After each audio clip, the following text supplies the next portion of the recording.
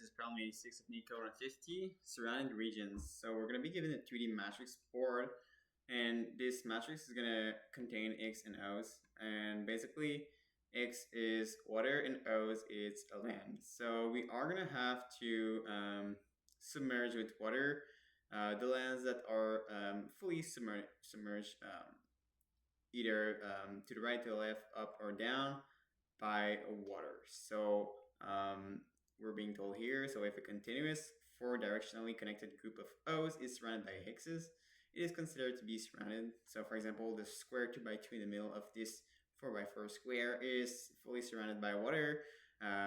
Diagonal bounds do not count. So what we are going to have to do is we're going to have to submerge it with water. Okay, so the approach that I want to use for this problem is a depth first search, and what I will do is that I will initially go. I will start at every single edge cases, so all the values that are either to the left here, or to the right, or that are on the top row or the last row, and I will go search if they contain O's, and if they are O's, I will turn them into another value. So let's say that I just turn this O by a W. All right, and what I will do is that I will do a depth first search for basically all its neighbor, and I will turn also its neighbors if they appears to be a O's, I will turn them into a W. So the concept is that if, for example, this case here was a O, well, it will make like it will basically connect the middle island of O's to the edge, right? Meaning that this won't be it won't be submerged anymore by water. So we're gonna have to let them be zeros. We can't turn them into hexes. So what we will do is that we're gonna start our depth first search for this O's here. Now we're gonna go see this O, and we're gonna turn that to a W, and we're gonna go see its neighbors. So this one here up there, this one here to the right, and we're gonna turn them in W's. And finally, this one too is going to be turned into W's. So all the O's in this board will be turned in W's. Once that is done, if there are still O's in the board, it means that they are fully submerged, because starting from each side, we found no we found no connections to these O's. So we are going to go through every single values in that board, and if they're still zeros, we are going to turn them into X's. Once this is done, well, we're just going to turn everything that has W to back to O. All right, so let's start coding this. First, we are going to create basically a variable that is going to hold the length of the rows, and a variable that is going to hold the length of the column. So the length of the row is the length of the board that we're given, and the length of the calls is basically the length of basically any list within the board. So let's pick first index. All right, and now we'll create the depth first search function. So let's define this. And basically this depth first search function will take a row and a columns. And this is where we want to bring, we want to turn that O into a W. So I will say board, add that row, and add this column. All right, so this value, if we ever call this depth first search function upon this case, it means that that we have an O. So we're gonna turn its values to a W.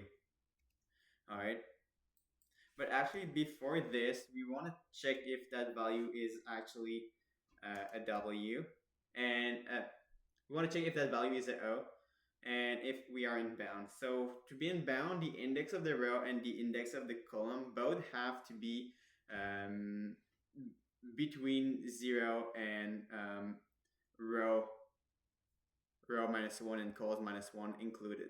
Okay, so what I will do is that I will just pick the minimum value of the row and the columns, because actually this minimum value has to be it has to be smaller. It has to be greater than 0 actually. So um, if this minimum value is less than 0, we are going to return.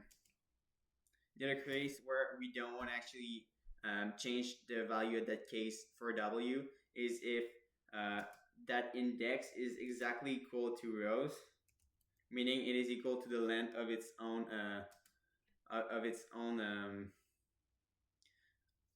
its own board, meaning that we are out of bounds. So if row or if the column is equal to cols, so these are cases where we know for sure that we are out of bounds. So if none of these appears to be true, it must means that we are in bound, and then we can check if the board at this value, so at this row and at this column, so is this board is it not equal to O? Because if it is not equal to O, well, we don't necessarily want to turn that to a W.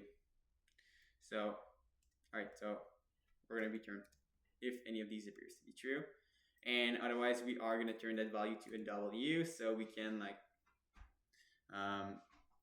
proceed after this to the conversions of all our O's to X's without converting those O's who are connected to an edge, so who are not surrounded by water. So then we're just going to call our depth first search function on all its neighbors. So let me copy that depth first search function 4 times, because we have to call it to basically to the right, so row plus 1. We have to call it to the left, so row minus 1. We have to call it down, so row plus 1, and row minus 1, so we can go up. All right, so now we have the depth first search function, and what is left for us to do is actually to go through every single values that are on an edge of the board. So what I will first do is that I will go for all the rows on the first column and the last column, right? And I will check and I will basically use that that depth first search function. So I will say first for the row, so for R in the range of the rows, and first I will take a look at the first column, so the left column, and this is found by using the board at the index R, which is gonna change, and I will use the column at the index 0. So if this is equal to an O, well, I want to use my depth first search function, so I will say DFS, and I will be willing to pass the row that we are at and the column 0. All right. So the other case is basically the right side or the right column. So this is going to be found by using the board at whatever row. It's going to change, and it's desirable. And the column index is basically going to be the length of the cols minus 1. All right, so if this is also equal to 0, well, we also want to call our depth first search function on that row and at this at the index of the last column. All right, so we're going to do pretty much the same thing for the upper and the lower, well, the top and the bottom rows. So I'll go for every single columns on each row. So I will say for C in the range of calls, and I will check if the board initially at the first row, so at the row 0, and add a column that is gonna change. So if this is equal to 0, actually it's O. All right, so I will basically call my def for search function, and I will do this exactly at the index of the row 0 and at the column that we are at. And now we want to check the bottom row, so it's going to be the board at the index of the rows -1, and at the column that is going to change, and we want to check if this is equal to 0 again, for which case we want to call it the first search function on the rows -1, and at the column that is going to vary. Okay, so that's the logic for transforming every single values that are not submerged by water into a W by using our def first search function. And with that being said, we know that if we still have O's in our board, we have to submerge them by water. So let me say for R in the range rows, and for C in range calls, if the board at this row and at this column is still equal to O, then we're going to be willing to convert this value, so this board at this row and this column, and we're going to make sure that this is equal to X. All right, I will create an edit call. So we want to make sure that if we have a W, we turn this back into a no,